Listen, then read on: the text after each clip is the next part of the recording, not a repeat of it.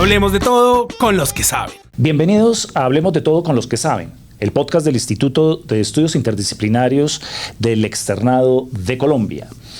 Soy Javier Arias, director del instituto, y estamos complacidos de que nuestros episodios ya no solo están en audio, sino también en video, de tal suerte que nos pueden ver en YouTube y escuchar en las distintas plataformas como Spotify, Facebook, etc. Hoy vamos a hablar sobre la dignidad de los animales no humanos. Y para ello tenemos un invitado súper especial. Me refiero al doctor Javier Vaquero Riveros. Doctor Vaquero, bienvenido y muchas gracias por haber aceptado esta invitación. Apreciado director, muchas gracias. Encantado de estar acá. Muy buenos días. Bueno, el doctor Vaquero es abogado y doctor de la Universidad Externado de Colombia, en donde trabajó una tesis doctoral muy importante y muy rigurosa, precisamente sobre la personalidad jurídica de los animales no humanos, que le valió la calificación cum laude por el jurado de dicha tesis. También es magíster de la Universidad Autónoma de Barcelona en Derecho Animal y Sociedad y tiene otra maestría en la Universidad de Alicante en Derecho Ambiental y Sostenibilidad. El doctor Vaquero ha sido asesor jurídico de la Secretaría de Gobierno del Distrito Capital, del Consejo, del Senado de la República, del Departamento Administrativo de la Presidencia de la República y participa regularmente en publicaciones especializadas en pensamiento jurídico, precisamente dedicadas al derecho animal y disciplinas afines. Dicho esto, doctor Vaquero, sugiero que arranquemos nuestro tema poniéndonos un poco en contexto. ¿Cuál sería la forma más favorable para acercarnos al tema de los animales y específicamente de la dignidad animal? ¿Y por qué sugiero este arranque? Porque hoy en día hay muchas disciplinas. Está la antropología, la biología, el derecho, las ciencias sociales, las ciencias exactas, que están muy preocupadas y tienen como objeto de estudio los animales. En su investigación, en su experticia, en su trayectoria, ¿qué diría usted? ¿Cuál sería la mejor forma de acercarse al tema de los animales y específicamente la dignidad animal?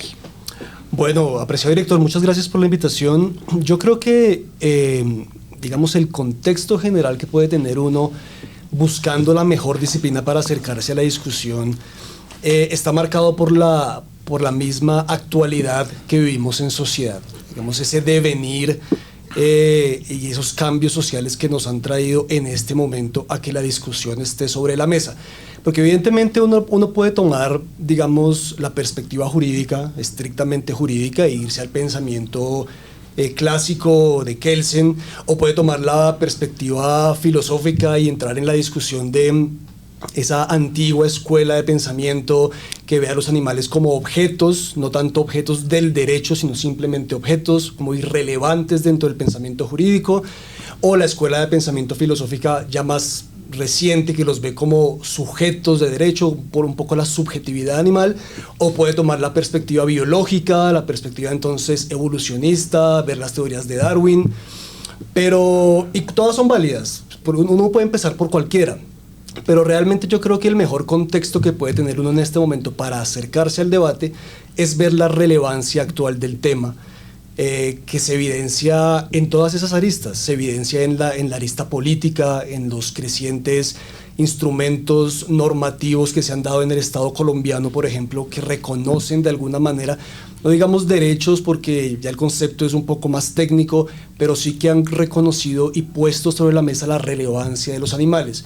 Entonces, con ese contexto creo que uno puede empezar a acercarse al debate y ver si realmente son importantes y por qué la discusión es importante, y ya empieza uno a desagregar un poco la consideración que crea. Por ejemplo, en la investigación doctoral yo hago una mezcla, es una amalgama argumentativa para llegar a una conclusión jurídica que es la personalidad jurídica de los animales no humanos, pero esa amalgama argumentativa viene de un contexto absolutamente interdisciplinario y parte precisamente de un concepto biológico. De hecho, pues esperamos que el libro salga pronto y lo podamos ya tener disponible aquí en el externado. Va a salir publicado por el doctorado.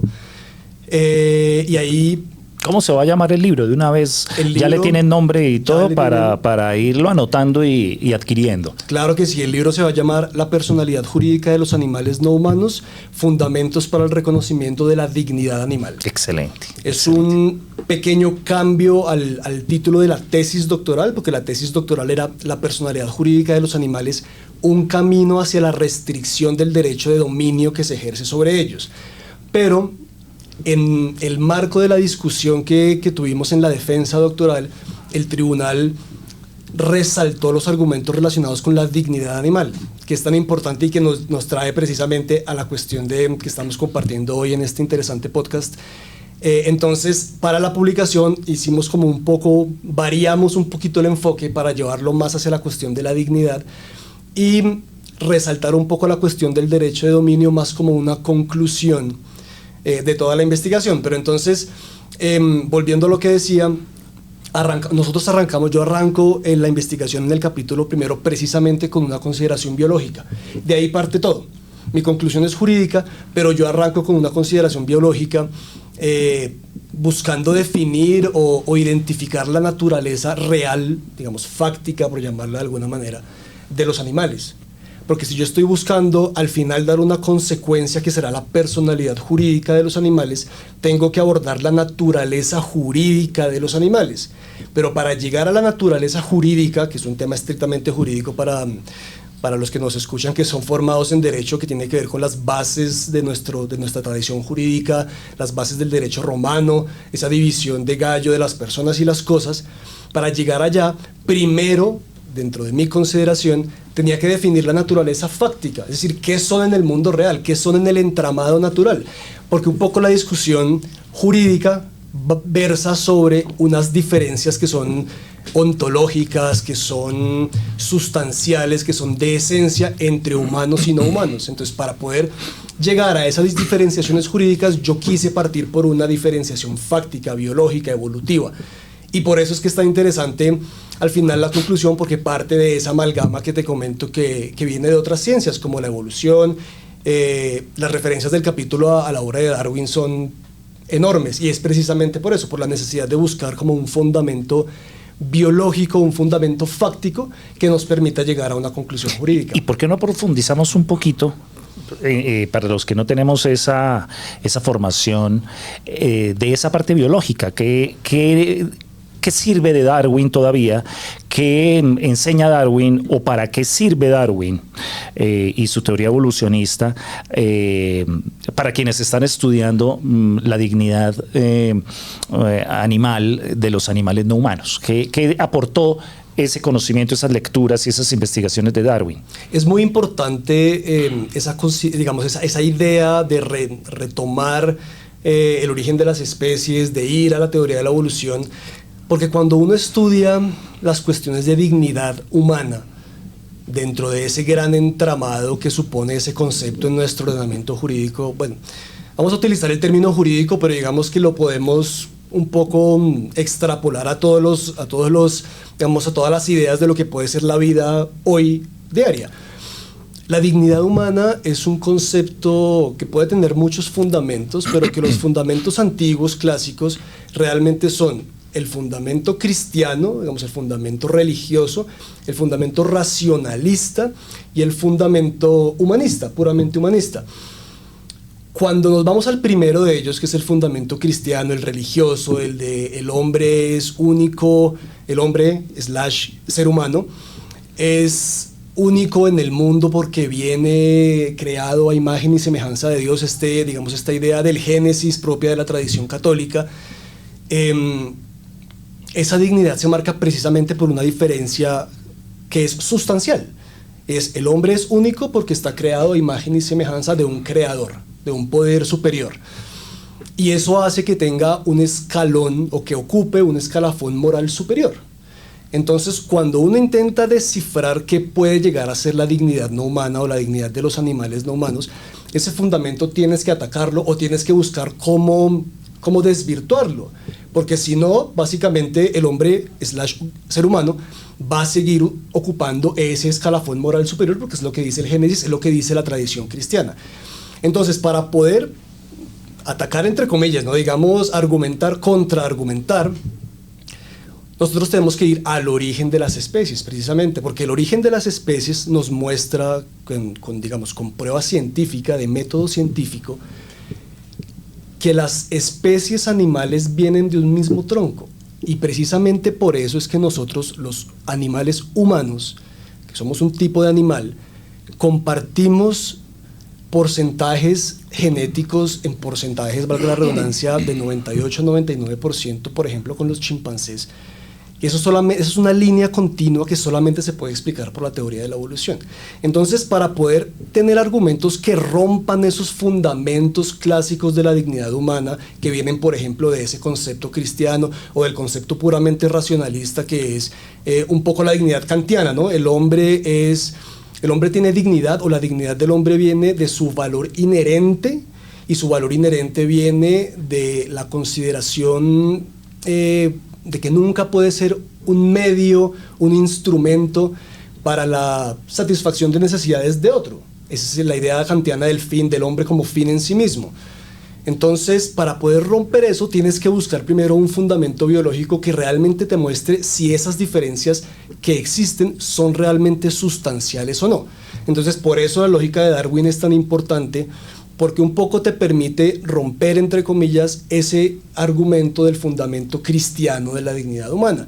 Entonces ya ahí tú te apoyas, por ejemplo, de Aristóteles y de la famosa teoría, o técnica mejor, del género próximo y la diferencia específica, para poder empezar a ver si esos atributos que normalmente se consideran exclusivos del humano y que lo ponen en un escalafón moral superior, como por ejemplo el uso de razón, la autodeterminación, el uso de conceptos morales, si realmente son únicos y exclusivos del individuo humano, y que están presentes en todo momento en la especie humana. Entonces esa técnica te permite a ti, junto con la idea, o mejor, o con los postulados del origen de las especies, empezar a refutar o a contraargumentar esos fundamentos clásicos de la dignidad. Porque si tú te preguntas por la dignidad de los animales, necesariamente tienes que preguntarte por la dignidad humana.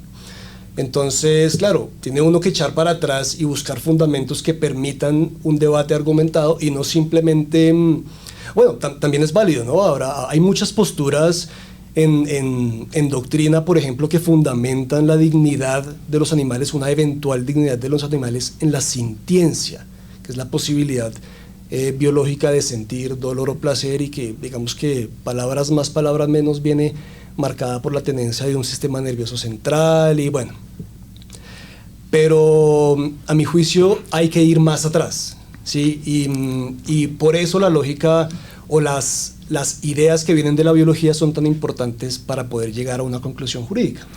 Pero entonces, si estoy entendiendo, y para los que nos acompañan, que no son expertos, esa primera etapa lo que llevaría es a reevaluar el concepto de dignidad como algo único y exclusivo del humano, en la medida en que en esa tradición es que hemos venido creciendo todos, en que la dignidad, y de hecho ahí nos estamos metiendo en camisa de 11 varas frente a toda la teoría de los derechos humanos y la dignidad humana. Siempre, de alguna manera, la tradición ha llevado a que se relacione el concepto de dignidad con una especie en particular, que es la especie humana. Pero acá se trata de revisar eso, e incluso más adelante me imagino que el concepto de especie también va a ser de alguna manera revalorado. Recuerdo el libro de Peter Singer, que me imagino que ustedes lo trabajan y ya sobre el cual hablaremos, que el mismo concepto de especie también puede ser reformulado.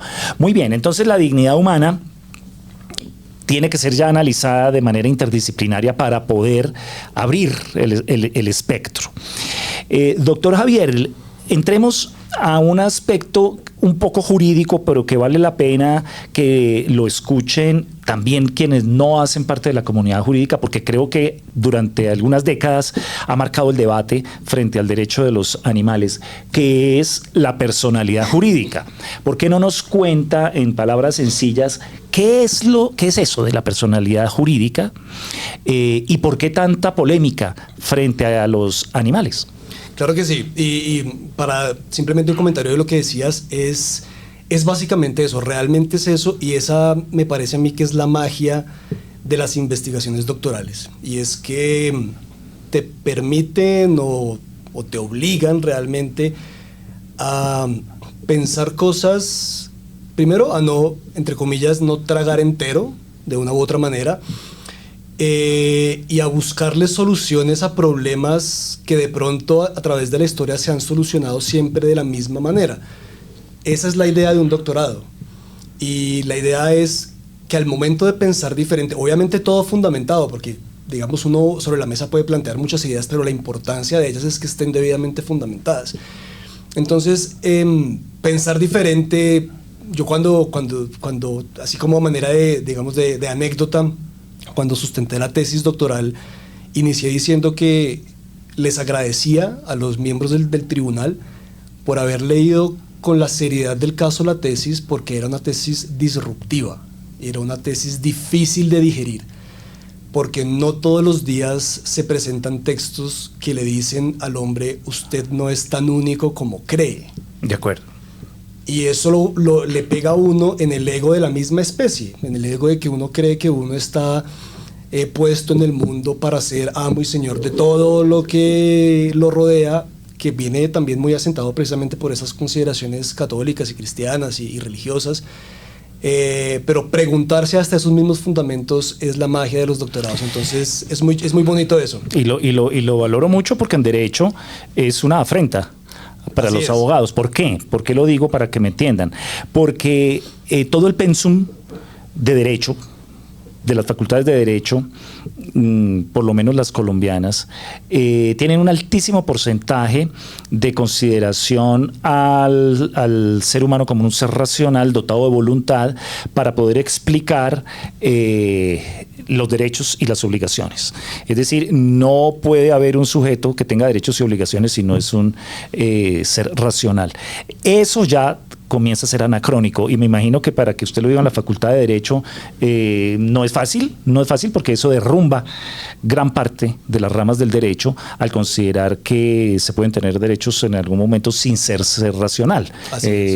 Pero bueno, ya iremos allá, porque me imagino que eso tiene que ver con la personalidad, que es la pregunta que le hacía. Explíquenos un poco qué entender por personalidad jurídica, por si la tienen, no la tienen, y en la práctica cómo opera eso, cómo está operando eso. Perfecto. Ese es un punto central de la tesis. Evidentemente, como bien decías, es un concepto técnico-jurídico propiamente. Pero bueno, para los que nos escuchan que no son abogados, es importante y es necesario que lo abordemos. La personalidad jurídica de los animales no humanos, ¿hacia dónde nos lleva? Nos lleva hacia una idea de cómo pueden ellos intervenir o participar directa, individual y relevantemente en los debates jurídicos o en el escenario jurídico. Entonces, cuando uno aborda la cuestión de la personalidad jurídica del ser humano, de la persona natural, independientemente de la tesis que sea, no vamos a coger, digamos, aquí teorías civilistas, no importa, de lo que es la persona, el ordenamiento jurídico le otorga la calidad de persona al ser humano por el hecho de ser humano, con el nacimiento. Entonces, digamos que ahí el concepto ya no se discute. Nosotros podemos participar, podemos hacer parte de manera individual en el escenario jurídico, porque la ley determina que tenemos esa personalidad, claro, también con una ficción jurídica para el caso de las personas jurídicas, que al final, si uno lo mira realmente y si uno se devuelve a la obra de Valencia sea y a la obra de la pandectística, todo termina siendo una ficción jurídica, tanto la persona natural como la persona jurídica, porque realmente la personalidad pues es un concepto, como decíamos, técnico-jurídico. Entonces, básicamente es eso, cómo podemos abordar la participación de los animales en el escenario jurídico. Uno podría pensar o uno podría contraargumentar a eso que estoy diciendo con una idea ya muy reiterada en doctrina y en jurisprudencia, y es que los animales participan del escenario jurídico en tanto bienes. en tanto su naturaleza jurídica es la de las cosas, o jurídicamente hablando, la de los bienes. Digamos que con algunas aristas frente a la consideración de los seres sintientes, que ya en Colombia están definidos normativamente así, que realmente no sabemos qué es, porque es un parágrafo que está en el Código Civil a través de una reforma que se hizo en el año 2016, pero ha sido un concepto muy utilizado también por la jurisprudencia. Pero más allá de eso, el contraargumento puede ser ese, es decir, es que los animales participan definitivamente en el escenario jurídico en cuanto su naturaleza jurídica es la de los bienes, y por eso ellos pueden hacer parte de negocios jurídicos, hacen parte, son objetos dentro de la autonomía negocial, y son objetos, valga la redundancia, de la voluntad, donde cae o recae la voluntad humana, del que se denomina clásicamente como el verdadero sujeto de derechos. Entonces la pregunta es, ¿cómo podemos hacer para que su participación en el mundo jurídico, en los debates del derecho, no sea bajo su consideración de bienes, su naturaleza jurídica de bienes, sino otra? Digamos que no quiero revelar muchas cosas que pueden estar en el libro que son muy interesantes, pero bueno, si las revelamos no hay problema también. Lo importante es un poquito de un caramelito para que vayan y se coman el postre después. Exacto, porque digamos que es una cosa muy polémica y que me trae al debate de lo que me preguntabas ahorita, es listo. Si queremos cuestionar que su participación en el mundo jurídico no debe darse bajo la naturaleza jurídica que tienen y que ostentan hoy, que es la de bienes, que viene de la tradición jurídica romana, entonces, ¿cuál es la naturaleza jurídica en la cual queremos, digamos, meterlos o cuál queremos reconocer? Hace un rato decíamos que yo te comentaba que para poder argumentar sobre la personalidad jurídica yo tenía primero que definir la naturaleza jurídica. Y para poder definir la naturaleza jurídica, primero tenía que definir la naturaleza fáctica, o sea, su esencia en este mundo en el que vivimos. Y si tengo que llegar a naturaleza jurídica, y si mis bases son romanas, entonces yo tengo que moverme en dos, que son las personas y las cosas. Entonces, y ahí viene un punto polémico, es, vamos a argumentar que jurídicamente los animales deben estar en el mundo jurídico de las personas, o nos vamos a buscar una argumentación diferente que nos lleve a crear una naturaleza jurídica diferente, que es lo que plantean algunos doctrinantes, como por ejemplo la de los seres sintientes. Hacia allá no va mi argumento es el primero, que es aún más polémico, porque decir que los animales no humanos jurídicamente son personas es algo que inmediatamente prende alarmas. Por ejemplo, en lo que tú bien decías, en los fundamentos clásicos de las facultades de derecho. Pero también es lo bonito de la argumentación. Entonces, hacia allá vamos. Cuando me preguntas por personalidad jurídica, eso es lo que queremos hacer con la argumentación. O sea, aproximarlos al concepto de personas. Correcto. Porque en Colombia no, y la doctrina jurídica actual no los reconoce como personas, porque las únicas personas que existen son las personas naturales y las jurídicas. Es decir, los humanos y las corporaciones, las compañías, para que nos entiendan, esas son las personas jurídicas. Tan arraigado eso está que en cualquier transacción o en cualquier celular van a preguntar, ¿persona natural o persona jurídica? Tal cual. No hay más clasificación de la que llevan siglos. Así es. Entonces aquí estamos hablando de pronto de una nueva clasificación o de una nueva categoría muy, muy interesante y en la cual yo lo acompañaría, porque yo creo que el concepto de persona ya está se está deteriorando, no está respondiendo a las nuevas corrientes, es insuficiente y es dolorosa, ¿no? Porque los que tenemos también que ver con este tema un poco en mis clases de introducción al derecho, de alguna manera se toca el concepto de persona y de los animales, pues uno se sorprende que a una fiduciaria o a un patrimonio autónomo o a una ficción jurídica o a una compañía sí se le trate como persona y a un animal no. ¿No? Entonces ya el concepto de persona mismo está de pronto limitándose y bienvenido esa perspectiva audaz de buscar también que los animales participen de esta o de alguna otra nueva categoría. Yo quisiera que nos explicara un poco por qué ha sido tan renuente la tradición filosófica y jurídica a aceptar que los animales sean personas. ¿Cuál es el elemento que ha hecho siempre que considere que el único en el reino animal que es persona el ser humano? ¿Por qué? O sea, ¿de dónde y por qué se sigue manteniendo ese reinado y esa monarquía del ser humano de una manera tan rígida? ¿No? Puesto que el movimiento animalista y las nuevas doctrinas lo vienen planteando, doctores como usted lo vienen demostrando, pero la tradición sigue cerrada en considerar que las únicas personas son los seres humanos. ¿A qué se debe eso? Esa es una muy buena pregunta. Yo creo que, pues primero, la respuesta del argumento clásico por el cual esa realidad jurídica hoy es así, es la posesión de unos atributos que se consideran exclusivos, como por ejemplo, como lo decíamos ahorita, la autodeterminación, el uso de unas capacidades mentales superiores, digamos, esa razón en términos kantianos. Pero al final, yo creo que la cuestión es de un ego de especie. Nosotros no estamos dispuestos a bajarnos del escalafón en el que estamos, porque es un escalafón que nos permite usar y gozar a disposición de todo. Y precisamente por eso no permitimos que otros lleguen a ocupar ese mismo escalafón. Entonces, el argumento clásico es el uso de razón, ¿no? La racional, el hombre como el hombre / ser humano, como único ser terrestre dotado de razón, de la posibilidad que tiene el ser humano de utilizar conceptos morales para solucionar problemas, de autodeterminarse, lo que algunos filósofos denominan la agencia moral, para usar los términos, por ejemplo, de Tom Regan. Fundamenta esa idea, ¿no? El hombre en el podio terrestre de la escala evolutiva terrestre. Sin embargo, si recuerdas y nos devolvemos unos minutos en la charla, yo te comentaba que para uno poder fundamentar estos debates tiene que ir a una amalgama argumentativa. Y en esa amalgama argumentativa está la idea de Aristóteles del género próximo de la diferencia específica. Aristóteles, en el estudio de las categorías, los géneros, las especies, los atributos propios, las diferencias específicas, ponía un ejemplo, es el ejemplo clásico: el género son los animales, la especie es el hombre, que difiere de los que están en su género por una diferencia específica que lo hace otro, y es la razón.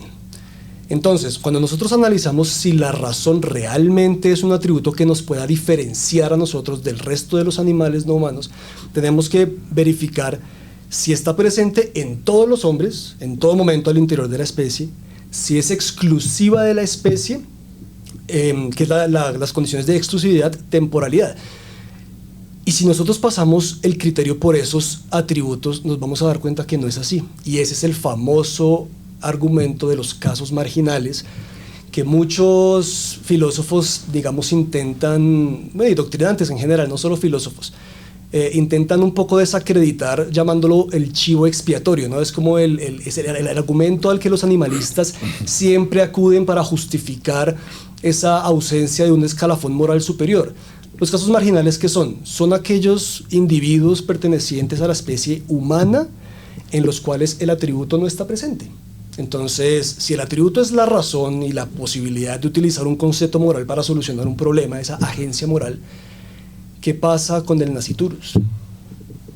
¿Qué pasa con un individuo de la especie humana que desafortunadamente sufre un accidente y queda en un estado perpetuo de coma, donde no puede ejercer ningún tipo de raciocinio?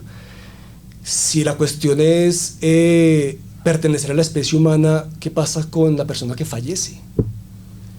Esos casos marginales son un argumento tan poderoso porque te demuestran que realmente el argumento no es la razón, porque no es un atributo que esté presente en todo momento en toda la especie, y además sí es un atributo que está presente en los animales no humanos, en una cuestión de diferencia de grado, por supuesto, que también esa es la importancia de la teoría de Darwin y del origen de las especies, y es que las diferencias que tenemos animales humanos y no humanos, por más profundas que sean, son diferencias de grado, como también son diferentes, es decir, como también difieren en grado entre los mismos humanos esos atributos. Entonces, yo te pregunto, si la cuestión y el argumento central es la razón, ¿cómo hacemos para medirla? Es decir, si es la razón y el uso de capacidades cognitivas superiores, digamos, estamos hablando de las habilidades políticas de Lincoln, de las habilidades artísticas de Da Vinci, inventivas, de las habilidades de Newton. Si ese es el estándar, entonces todos los que estamos por debajo, pues seríamos como subhumanos, seríamos como subpersonas, porque no lograríamos llegar a ese estándar. Pero si no es ese el argumento, sino simplemente la presencia del atributo que tengan la posibilidad de ejercer algún tipo de juicio y de razón, entonces hay muchos animales no humanos que la ciencia ya ha comprobado que tienen la posibilidad de usar criterios de razón para resolver problemas. Y el capítulo primero de la tesis está enfocado en eso, en mostrar muchísimos ejemplos en el reino animal, excluidos los humanos, es decir, animales no humanos, que utilizan conceptos de razón para resolver problemas, para vivir sus vidas, porque sus vidas, según las herramientas que tienen y según las decisiones que puedan tomar, van a ir mal o bien. Y el fin último de cualquier criatura viva, sintiente, que ese es un poco el concepto que yo acojo de sintiencia, es estar bien, vivir y sobrevivir, alimentarse, buscar lo que le genera placer, alejarse de lo que le genera dolor. Exactamente lo mismo que hacemos nosotros. Entonces, si tú estudias eso, te das cuenta que ese argumento clásico de la razón ya no es tan fuerte, y entonces la única respuesta que hay es un profundo ego a nuestra especie. Y el argumento termina siendo la pertenencia a la especie, lo que es normal para la especie. Y ahí es maravillosa la idea de James Rachels, que es un filósofo, pero de base darwiniana, que te demuestra con ejemplos cómo el argumento termina siempre siendo un embudo, y es ser humano. Entonces, si por azares de la vida hay un chimpancé que logra tener una razón superior y logra discutir sobre filosofía, lo que dicta la regla de lo que es normal para la especie es que los chimpancés no puedan discutir sobre filosofía. Entonces no va a tener las prerrogativas que tienen los humanos, que sí discuten sobre filosofía. Esa es la regla de la especie. Y todo se termina circunscribiendo eso, a ser humano. De acuerdo, interesantísimo. Entre otras porque el tema de la razón en filosofía pues es un tema profundamente debatido, en donde vale la pena recordar, si me permites unos segundos, que la razón tiene su momento esplendoroso en el siglo XVIII, en el siglo XIX, para explicar finalmente algo que le interesaba mucho al ser humano, que es la libertad, ¿no? Porque la libertad es otro concepto que no es tan natural como creemos, y la manera para explicar la libertad, por ejemplo, en Kant, se reduce a que el único animal que puede darse una ley moral es el ser humano, y eso lo hace libre. De tal suerte que Kant plantea que el único ser que puede ser libre es el ser humano, gracias a que es el único que se puede dar una ley moral. Pero a la gente se le olvida que él está tratando de fundamentar era la libertad. La libertad. De tal suerte que a mí lo que se me está ocurriendo también es que los estudios jurídicos se están quedando atrás si continúan fundamentando la libertad jurídica en la razón o en la autoconciencia, que es el planteamiento kantiano. En ese sentido sería más interesante propuestas más actuales como la de Martha Nussbaum, que dice, mire, el problema es ético. El problema es ético, es cómo tratamos a las otras especies, cómo esclavizamos a las otras especies. Ya no tanto, o sálgase de ese debate de que si son personas o no, es que de pronto no importa, lo que importa es cómo trata la especie humana a las otras especies. Ejemplos violentísimos, los recuerdo en este instante. Por ejemplo, en el libro de este historiador tan difundido hoy en día, Harari, sobre las vacas. Dice que es la especie que más sufre, ¿no?, por el proceso de industrialización de la carne. Muy bien, entonces, si la razón es la que nos ha llevado a creer cierta superioridad, y hoy en día ya dudamos de que sea la razón, sobre todo en un siglo que ha tenido 2 guerras mundiales, la máxima expresión del ser humano, ¿no? ¿Cómo ha hecho Colombia para irnos acercando a pasar ese obstáculo, porque conocemos jurisprudencias de la Corte que nos sorprenden, que parecen avanzadas, pero le hacen el quite a las categorías de racionalidad, de persona, y no podemos negarlo, le están reconociendo derechos o a los animales, o algo mucho más interesante, a la naturaleza. Entonces hoy se habla de que la naturaleza, y tenemos mucha propiedad para hablar de la naturaleza porque tenemos mucha naturaleza en estos países, se habla de la naturaleza de los derechos del río Atrato o de los derechos del Amazonas. ¿Cómo ha logrado Colombia sortear estas dificultades tanto jurídicas como morales para incorporar a otras especies y protegerlas? Es una pregunta muy interesante y le pega al corazón de lo que hablábamos al principio, y es como del contexto social, digamos jurídico, ¿no? Porque, claro, evidentemente, jurídicamente se le ha hecho el quite al debate, porque es un debate muy difícil, es un debate que te cuestiona las bases sobre las cuales se estructura nuestro derecho. Bueno, el derecho de Occidente realmente. De acuerdo. Entonces, va a ser muy difícil que jurisprudencialmente o legislativamente tengamos, por lo menos en los próximos años, un instrumento que realmente lo cuestione. Y ese es un punto importante, porque es una de las conclusiones a las que yo llego en la tesis, y es que siguiendo esos maravillosos textos de Norberto Bobbio, ya hoy no se discute el fundamento de los derechos humanos. Los derechos humanos están hiper recontrafundamentados. Todos sabemos que son importantes y que sirven para algo, que era un poco la idea de Dworkin. Y podemos decir que es un poco la idea de Bobbio, que se fundamentan al final en ese consenso general de los estados sobre su validez. Las declaraciones universales de derechos humanos nos llevan a eso, ¿no? A la importancia de los derechos humanos. Los derechos de los animales todavía no están en eso. Uh-huh. No podemos estar en un momento de fundamento. Si bien hay declaraciones internacionales de los derechos de los animales, ¿verdad? Las hay, pero son declaraciones soft law.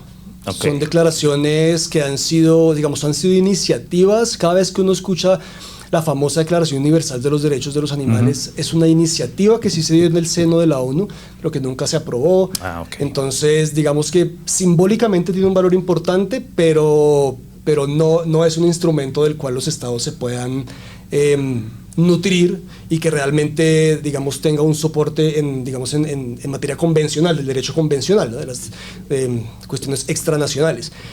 Entonces, siguiendo eso, los derechos de los animales todavía están en una etapa de fundamento. No los tenemos fundamentados. Eso es lo que yo considero. Estamos hasta ahora explorando distintos fundamentos, y eso es lo que va a marcar esa dificultad de que en los próximos años tengamos realmente un instrumento legislativo, jurisprudencial, que sea concreto y que le pegue a este corazón de las categorías. Por eso obviamente es mucho más fácil hacer el quite, sobre todo porque los efectos prácticos serían muy fuertes. Los efectos prácticos de considerar legislativamente, digamos, a los animales no humanos como personas jurídicamente hablando, implicaría necesariamente un replanteamiento de toda la industria que utiliza animales. Claro. Y los seres humanos no estamos dispuestos a hacer eso. Entonces, ¿cómo ha hecho, para responder a tu pregunta, cómo ha hecho un poco nuestro ordenamiento jurídico para avanzar? Yo creo que ha utilizado de manera muy apropiada el concepto de la sintiencia, los seres sintientes. Yo teóricamente en la tesis lo critico, pero es una crítica teórica, digamos, que viene de la necesidad de mantener nuestras categorías clásicas y de entender si podemos realmente inmiscuir el discurso de los animales dentro de la naturaleza jurídica de las personas. Pero eso es otro debate, como comentamos, es un debate teórico. En la práctica ha sido un concepto sumamente importante, porque ha sido un concepto que ha permitido reconocer que son seres que, como nosotros, sienten. O sea, el concepto de seres sintientes, o sea, que tienen sentimientos, que tienen emociones. Que tienen emociones, que tienen sentimientos, que si les pegas, así como si te pegas a ti mismo, Corte lo ha reconocido desde hace mucho tiempo. Digamos, uno de los casos jurisprudenciales más famosos es el de tauromaquia, no el actual, no el que salió este año Yeah. de la ley que se conoce como No Más Olé, sino la sentencia 666 del 2010, que ahí fue un poco donde la Corte empezó a utilizar el tema de la sintiencia y a vincularla un poco con el concepto de dignidad humana, pero como tú dices, como por los laditos, como haciéndole un poco el quite. Pero ese concepto ha sido muy importante en la práctica. Entonces, también yo tuve que enfrentarme a una decisión difícil de criticarlo o no criticarlo, porque realmente en la práctica es muy importante. Claro. Y tú cuando discutes digamos, en cualquier escenario, la relevancia de los animales como seres sintientes es absoluta.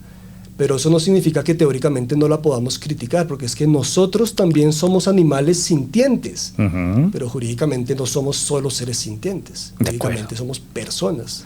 De acuerdo. Para avanzar un poco, doctor Javier, cuéntenos esas constituciones del Ecuador y Bolivia, ¿cómo están frente a la realidad colombiana? Porque tengo entendido que en su investigación usted tuvo oportunidad de hacer comparaciones. Y ahí frente a Ecuador y Bolivia, ¿qué descubre usted?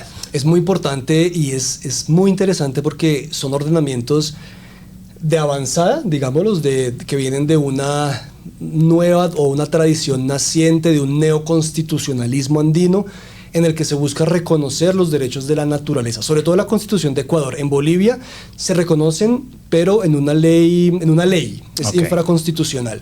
En el caso de Ecuador sí es a través de una disposición constitucional y es a través de un concepto que es el concepto del sumac causai en Aymara, que al español se traduce como vivir bien. Es un concepto digamos, muy ancestral, que lo encuentras también en otras latitudes, no solo continentales, pero yo me basé en la latitud nuestra, en nuestro continente, en Sudamérica. O sea, que ellos ya están rompiendo un poco el diálogo con la ilustración europea del concepto de autodeterminación, de racionalidad, para darle cabida a esos nuevos saberes de los pueblos originales o a los conceptos de naturaleza que tienen los pueblos precolombinos. Totalmente. O sea, que sí ya estamos en eso, por lo menos en estos países. Totalmente. Ellos tienen una idea así de pensamiento del sur, de esta idea un poco de Boaventura de Sousa Santos, que habla de ese poder decolonial, de traer un fundamento diferente a ese eurocéntrico, occidental, europeo, y se basa en eso, en cómo podemos reconocer que la naturaleza es un sujeto de derechos. El fundamento es otro, al que yo utilizo para reconocer la personalidad jurídica de los animales, pero es complementario. Y es muy interesante porque es un debate que te lleva a ti al ecologismo versus el animalismo, o el derecho animal versus el derecho del medio ambiente, porque se basa en la importancia de los ecosistemas, no tanto de los individuos. Pero claro, al tener un fundamento diferente a ese europeo, eurocéntrico, de dignidad humana, digamos, de antropocentrismo, ya te lleva más a una idea ecocéntrica de la naturaleza como un todo, donde la idea no es, o la lógica no es de subyugación o de dominación del humano frente a todo lo demás, sino de una coexistencia, de una armonía, que te fundamenta esa subjetividad de los entes de la naturaleza, pero no estrictamente de los animales. Ese es un punto muy importante de la tesis. Pero importantísimo lo que acaba de decir, y yo sí le paro bolas a cada concepto: subjetividad de la naturaleza. De acuerdo. Ese es un concepto absolutamente novedoso, porque para los que están formados en la tradición jurídico-filosófica de Occidente, la subjetividad es única y exclusiva de los seres humanos, tanto que todavía uno sigue exigiendo objetividad. O no, es que usted me parece muy subjetivo, pero uno nunca había oído que la subjetividad también pueda pertenecerle a la naturaleza, y me encanta escucharlo. Adelante. De acuerdo, sí, ha sido como te dije, un argumento complementario. Está muy decantado sobre todo en Ecuador y en Bolivia. Bueno, y el externado tiene, si aquí mal no recuerdo, tendremos en el Departamento del Derecho de Medio Ambiente tal vez unos 2 o 3 libros ya dedicados a la subjetividad, a la reconocimiento de los entes de la naturaleza como sujetos de derecho, y se estudian esos casos que acabas de mencionar, el caso del río Atrato, el caso de la Amazonía, El caso famosísimo del oso Chucho. El oso Chucho, muy famoso. Que ya nos lleva un poco al otro fundamento que yo estudio en la tesis, que es el de la subjetividad de los animales. Porque no puntualmente, como te decía, no es exactamente lo mismo. Una cosa es hablar de una consideración o de una cosmovisión ecocéntrica o biocéntrica, donde por misma definición estás excluyendo el antropocentrismo, estás quitando al ser humano como el amo, señor y el centro de la discusión jurídica o filosófica, y estás poniéndolos a todos en un plano de relacionalidad, en un plano de armonía, de convivencia, y otra cosa es fundamentar la dignidad de los animales. Claro. Entonces, eso puede ser, como me decías ahorita, un dulcecito chévere de esos que se pueden encontrar en el libro, porque no es lo mismo, pero son argumentos complementarios, son argumentos que nos llevan, en últimas, a discutir la superioridad humana, a discutir el antropocentrismo. Bueno, sin ser una gran revolución, ¿por qué no le cuenta a nuestros oyentes y a quienes nos siguen en la práctica qué significa? Ese es un pequeño paréntesis, porque yo sé que su tema fundamental es la dignidad humana. ¿Qué significa eso de que un río tenga derechos? ¿Qué significa que el Amazonas sea sujeto de derechos? ¿O que determinados recursos geográficos entren a ser sujetos de derecho? Alguien por sentido común no podría decir, pero ya no estaban protegidos, ya no eran reserva o ya no ecológicamente. ¿Qué quiere decir en la práctica que un río tenga derechos? Esa es, yo creo que la mejor pregunta que me puedes hacer para ese tema, porque en la práctica, y hay una publicación muy, muy buena de quien fue mi directora de tesis, la doctora Ángela María Amaya, sobre esa cuestión, y es que en la práctica el efecto ha sido el mismo, básicamente. Entonces, ese tipo de órdenes, y es una postura que tiene, por ejemplo, ella y otros académicos, es que los efectos que se generan con ese tipo de sentencias, sobre todo sentencias, ¿no? Porque eso ha sido a nivel jurisprudencial, son órdenes de protección. Digamos, se le ordena a la Corporación Autónoma Regional que desarrolle un plan de atención a las comunidades ribereñas y un plan de descontaminación, pero esas son órdenes que también se hubiesen podido dar sin cambiar la categoría jurídica del río, porque la competencia de las corporaciones autónomas regionales es esa, en últimas, y protegerlos. Entonces, esa orden vía resolución, vía acto administrativo que la Corporación Autónoma Regional tiene que hacer para X acción, descontaminar, ayudar a las comunidades a ejercer, por ejemplo, cuestiones de pesca artesanal, son órdenes que ya estaban. Entonces, los efectos de la declaratoria de los entes de la naturaleza como sujetos de derecho, pues terminan siendo más simbólicos, un poco más mediáticos. Se declaró al río a trato. Aunque teóricamente, pero esto sí sirve. Digamos que teóricamente es un pequeño avance, aunque en la práctica pueda coincidir con la protección tradicional que se le hace a las áreas naturales. Sin duda, yo pienso que sí, porque en últimas todo parte por ahí, todo parte por dar pequeños pasos, y obviamente esta es una escuela de pensamiento que la critica también con muchas bases, pero esa es parte del debate jurídico, precisamente, saber si realmente sirve o no sirven para algo. Y como te comentaba, el fundamento para ese tipo de reconocimientos está en otro lado. No está en la similitud, o mejor, en la ausencia de diferencias específicas entre humanos y no humanos. Porque ahí, como te comentaba al principio, la idea es que todos venimos de un centro común. Por eso la teoría de la evolución. Y no es lo mismo con los entes naturales, con los entes de la naturaleza, porque no son animales. No vienen de ese gran género generalísimo de la vida, de Darwin y aristotélico también. Pero te digo, los fundamentos son diferentes, pero son argumentos complementarios que vienen enfrentado al derecho ambiental, de ideas de protección de los ecosistemas, donde el hombre sigue siendo importante, porque el derecho del medio ambiente es antropocéntrico, al derecho animal y a las consideraciones que yo traigo sobre dignidad animal y sobre esa subjetividad animal. Excelente, muy interesante. Estamos con el doctor Javier Vaquero, doctor precisamente con una tesis sobre la personalidad jurídica de los animales no humanos.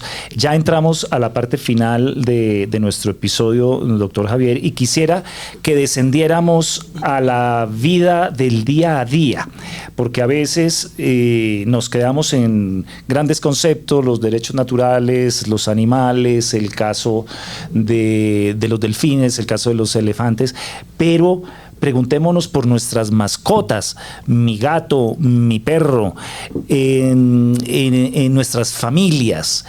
¿Cómo está Colombia frente a estos fenómenos? Porque hoy en día la mascota ya no es simplemente una mascota, me imagino, sino que ya con todo esto adquiere unos rangos muy especiales.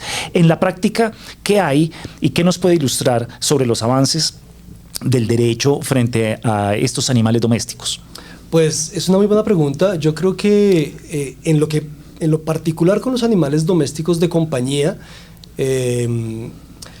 hay grandes avances, sobre todo legislativos. Este año se han salido varias normas que se fundamentan un poco en lo que te comentaba de la sintiencia, ¿no? El caso de la famosísima y conocidísima Ley Ángel, es una ley que endurece, es una reforma al Código Penal, endurece las sanciones por maltrato animal, precisamente para buscar que el tipo penal ya no sea excarcelable, aumentando la pena más allá, la pena mínima más allá de 4 años. Ese es un gran avance.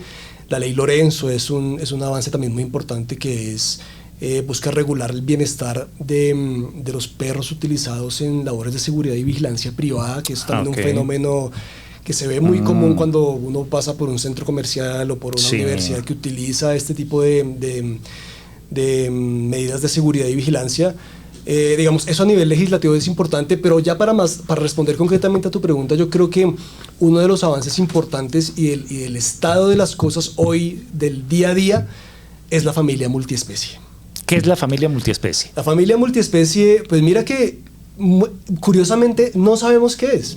Es decir, no la hemos podido definir. Pero ya es un concepto que utilizan los jueces, por ejemplo. Es un concepto que utilizan los jueces. Excelente. Y la idea, digamos, lo que lógicamente se entiende es una familia ya no tradicional, una familia que está conformada por varias especies, no solamente por miembros de especie humana, básicamente núcleos familiares en los cuales se integra un perro, un gato, algún animal doméstico de compañía. Pero, ¿y por qué te digo que no sabemos qué es? No sabemos qué es porque no hemos podido identificar el fundamento jurídico del relacionamiento en la familia multiespecie. Entonces, palabras más, palabras menos, ¿qué significa esto? Los jueces lo utilizan, se ha reconocido la familia multiespecie, se ha reconocido en distintos escenarios, como por ejemplo discusiones después de la terminación del vínculo matrimonial, quién se queda con el perro, ¿no? Esto es lo que más se ha hecho. La famosa sentencia del tribunal de Simona.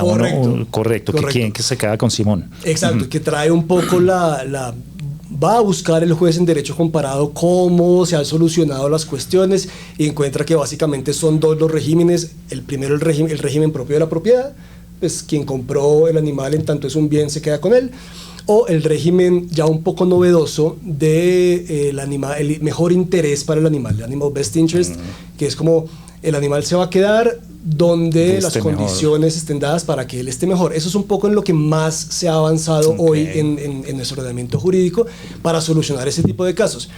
Pero a mí este tema me parece muy, muy bonito, porque si tú te sigues preguntando por el fundamento de la familia multiespecie y de saber realmente qué es, vas a llegar al problema de la dignidad humana. Porque el fundamento de la familia tradicional, solamente conformada por humanos, te excluye de entrada el derecho de dominio, porque porque tú no puedes relacionarte con otro ser humano a través del derecho de dominio, porque eso implicaría volver varios años atrás a cuestiones de la esclavitud, por ejemplo. Claro. Pero entonces, ¿cómo te relacionas al interior de la familia multiespecie con esos miembros que son no humanos y que siguen siendo bienes, pero al mismo tiempo son seres sintientes? ¿Es el derecho de dominio en ese caso, o es una dignidad humana, O es una dignidad animal. O es una dignidad animal. Entonces, no hemos, digamos, académicamente, teóricamente, yo considero que no sabemos qué es, y me refiero a que no sabemos cuál es ese fundamento. Cuando uno llega al punto central de cómo nos relacionamos entre los miembros de la familia, tienes que tocar la cuestión de la dignidad humana. Y el derecho de dominio te queda corto. Entonces no los puedo definir, pero evidentemente ha sido un concepto que los jueces han usado y que hoy hay estudios de marketing y de estos que se generan como de la vida de la sociedad, donde te demuestra que, no sé, una cuestión así como de 7 de cada 10 hogares están conformados por humanos y no humanos. Y de hecho, con esa falencia de no contar con una fundamentación que pase un examen doctoral, por ejemplo, en todo caso en la práctica sí han solucionado de alguna manera, en el caso de esta mascota de Simón, su régimen, quién se queda con él, o si hay visitas, si hay custodia o no, ¿cierto? Así es. Los jueces pues han tenido que echar mano de lo que hay, ¿no? Y cuando, en este caso famoso, hay uno muy famoso, el Tribunal Superior de Bogotá y de la Corte Suprema de Justicia. Y lo que se ha hecho es eso, como te comentaba, ir al derecho comparado, ver cuál es el mejor régimen sobre el cual los puedes utilizar, porque básicamente el derecho de propiedad ya no te alcanza. Entonces, no puedes utilizar el régimen de la propiedad porque hay consideraciones adicionales a quién compró el perro o el gato para saber quién se queda con él, quién tiene la factura. Claro, ¿sí? Ya eso no suena eso muy, no es suficiente. Muy elegante ya. Exactamente, no es suficiente. Y ahí te boto un dato. Hay una estudiante que está haciendo una tesis doctoral sobre la familia multiespecie. Creo que empezó este año. La conozco porque ella fue a mi sustentación doctoral precisamente por ser un tema de subjetividad animal. Así que, mira, ya tenemos una doctoranda. Ahí tenemos otra invitada a nuestro podcast, el cual llega ya a su final. Se nos agotó el tiempo. Dignidad de animales no humanos ha sido nuestro tema. Con el agradecimiento a nuestro invitado especial, el doctor Javier Vaquero, por haber compartido su investigación, su conocimiento y, por supuesto, sus reflexiones, no solo tan importantes, sino tan actuales. Un agradecimiento, doctor Javier. Muchas gracias a ustedes, el placer ha sido todo mío. Bueno, y a quienes nos acompañan, muchas gracias por estar con nosotros en Hablemos de Todo con los que saben. No olviden seguirnos, dejarnos sus comentarios, sus observaciones, sus propuestas, y nos seguiremos viendo y escuchando en el siguiente capítulo de Hablemos de Todo con los que saben. Muchas gracias, hasta la próxima. Nos vemos en un próximo episodio de Hablemos de Todo, un espacio interdisciplinario para las ideas que dan forma a nuestro mundo.